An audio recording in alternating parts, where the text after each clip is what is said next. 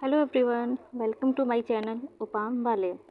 तो आज हम लोग लेकर के आए हैं यूपी ट्रिपल एससी द्वारा conduct PET preliminary examination test, उसका सिलेबस। तो चलिए हम लोग देख लेते हैं कि ये इसमें क्या क्या इसका प्रोसीजर क्या होता है, किस तरह का क्वेश्चंस आते हैं। तो इसमें नंबर ऑफ़ क्वेश्चन है 100 और जिसकी टाइमिंग है 2 आवर्स। ठीक है, तो अभी चलते हैं सिलेबस। देखिए इन लोगों ने बहुत अच्छी तरीके से ब्रीफली एकदम डिस्क्राइब कर रखा हुआ है कि इंडियन हिस्ट्री से क्या क्या आना है। तो सबसे पहले हम लोग देख लेते हैं इंडियन हिस्ट्री में इन लोगों ने दिया है सिंधु घाटी की सभ्यता, वैदिक संस्कृति, बौद्ध धर्म, जैन धर्म, मौर्य, गुप्त, हर्षवर्धन, राजपूत, मुगल, मराठा एंड ब्रिटिश राज, जो भी है सारा कुछ ऐसे ही।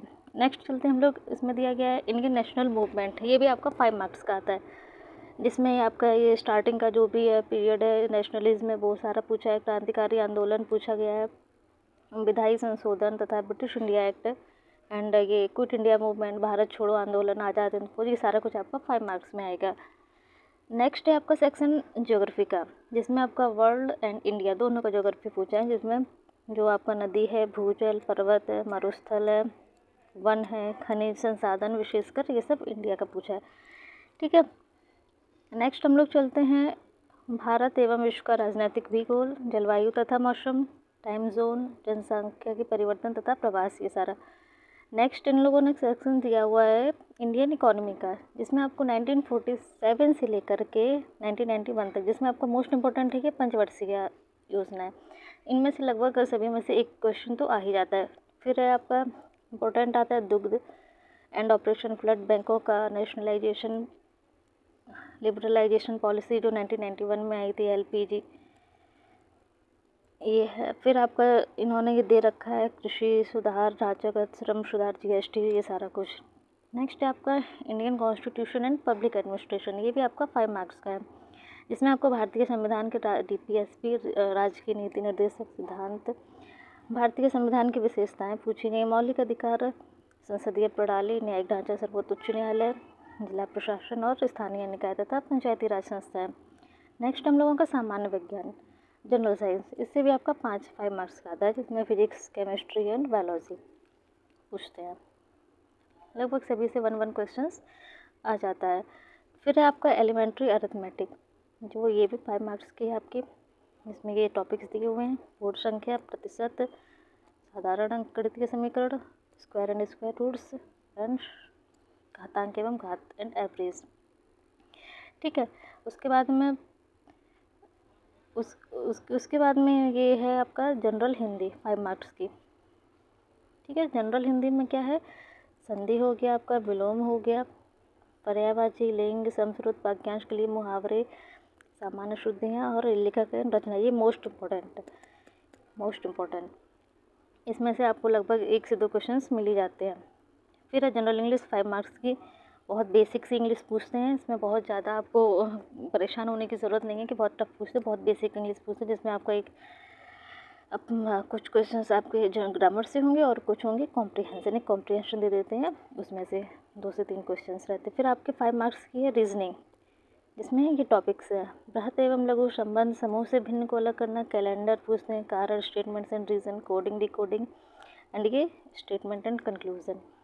फिर आपके current affairs, very important, current affairs and general awareness, ये 2 पोर्शन आपके जो है, ये 2 टॉपिक्स आपके ऐसे हैं जो सबसे ज़्यादा मार्क्स कंटेन करते हैं। 10 मार्क्स का current affairs and general awareness 10 marks, total 20 marks. अगर ये आपका अच्छा कर लेते हैं आप, तो आप अच्छा स्कोर करेंगे इसमें, जिसमें ये टॉपिक्स दिए हुए हैं कि आपको इतनी जानकारी होनी चाहिए, जो कि एक सामान्य जानकारी, जो हर एक एस्पिरेंट के अंदर उसको पता होना चाहिए कि उसके पड़ोसी देश कौन से हैं और देश की राजधानी एंड करेंसीज वगैरह, राज्य तथा केंद्र शासित प्रदेश, संसद, अंतर्राष्ट्रीय विश्व उनके मुख्यालय, भारत की कला एवं संस्कृति एंड ये प्रसिद्ध पुस्तकें, लेखक, पुरस्कार एवं विजेता। ये बेसिक चीज़ें हैं जो सभी को नॉर्मली सभी को पता होती है। फिर आपका अगेन 10 मार्क्स का मोस्ट इम्पोर्टेंट, ये आपसे 2 कॉम्प्रिहेंसन पूछते हैं, 2 कॉम्प्रिहेंसन। ठीक है, हिंदी में 10 मार्क्स के, पर्टिकुलर से एक से 5 क्वेश्चंस रहती है आपका। अच्छा, 10 मार्क्स का होता है। फिर ग्राफ देते हैं आपको, 2 ग्राफ रहते हैं 10 मार्क्स का। जिसमें से आपको 5 क्वेश्चंस एक एक ग्राफ से पूछते हैं। फिर एक चार्ट तालिका, उससे भी 10 क्वेश्चंस रहते हैं। तो ये है आपका सिलेबस, जो कि इन्होंने बहुत अच्छे तरीके से पूरा डिस्क्राइब कर रखा हुआ है। और उन्होंने एक चीज़ और लिख रखी है, इनकी जो कंडीशंस है, देखिए इनका जो भी सिलेबस होगा, जो भी इनके क्वेश्चंस होंगे, वो एनसीईआरटी द्वारा निर्धारित सीनियर सेकेंडरी स्तर का होगा। ये आपको ध्यान रखना, क्योंकि यूपी ट्रिपल एससी पैटर्न में क्या होता है, पूरा 8th से लेकर के 12th तक का हर एक कैटेगरी का बच्चा उसमें एग्ज़ाम देता है। तो 9th 10th 11th 12th graduation तक जो भी है, तो वो उनके एक लेवल का ध्यान रखते हुए एग्ज़ाम बनाते हैं। ऐसा नहीं है कि वो एकदम टफ क्वेश्चंस रख देंगे। तो ये तो सिलेबस रहा। अब हम इसके लिए बुक्स क्या क्या होनी चाहिए वो आपको बताते हैं। तो देखिए, बुक्स के लिए आप जनरल हिंदी, आप अगर आदित्य प्रकाशन का पढ़ लीजिए, उससे बाहर कुछ नहीं आएगा, ठीक है।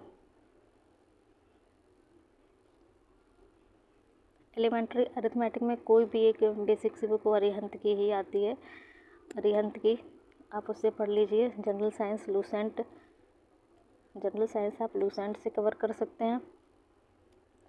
और ये पॉलिटी वगैरह भी, ये अगर आपका नहीं, बहुत ज़्यादा डीप में नहीं पढ़ना चाहते हैं, तो आप, मैं तो कहूँगी आप लूसेंट से ही कवर कर लीजिए, उससे आपका हो जाएगा। इकोनॉमी को भी आप चाहो तो आप इंडियन इकोनॉमी रमेश सिंह से पढ़ सकते हैं। रमेश सिंह बेस्ट बुक है, आप उससे पढ़ सकते हैं। फिर आपका ज्योग्राफी, अगर आप पूरा एक एनसीईआरटी का था, तो महेश वर्णवाल, किसकी किताब देखिए, महेश वर्णवाल, ये पूरा इनका जो भी है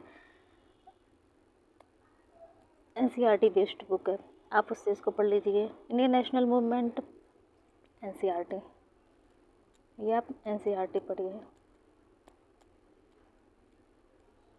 इसके लिए भी आप एंशिएंट हिस्ट्री एंड जो भी मेडिवल हिस्ट्री है, इसके लिए आप एनसीईआरटी को प्रेफर करेंगे।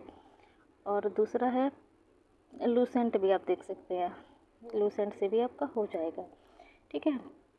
ये तो आपका रहा सिलेबस। तो अभी हम लोग आपको क्या बताएंगे, नेक्स्ट वीडियो में मैं दिखाऊंगी कि मैंने अपना स्कोर कैसे किया था। मेरा स्कोर था 84 मार्क्स आया था, रॉ मार्क्स। तो मैं आपको नेक्स्ट वीडियो में आपको अपनी मार्कशीट दिखाऊंगी, जिसमें आप देख पाएंगे कि मैंने किसका, और फिर इसकी स्ट्रेटजी बताएंगे कि आप कैसे इस चीज़ को कवर करेंगे, कैसे क्या पढ़ना है, किस चीज़ पर ज़्यादा आपको कॉन्सेंट्रेट करना है, किस पर ज़्यादा फोकस करना है, वो सारा क्या स्किप करना है। सारा कुछ नहीं पढ़ना है सिलेबस में, जो दिया गया सारा कुछ पढ़ना, वो पढ़ने का कोई मतलब नहीं है। जितना जिससे आपका हो जाए। आपको क्या लाना है, 75+ मार्क्स लाने हैं, तो उसके लिए मैं आपको स्ट्रेटजी बताऊँगी नेक्स्ट वीडियो में। Thank you.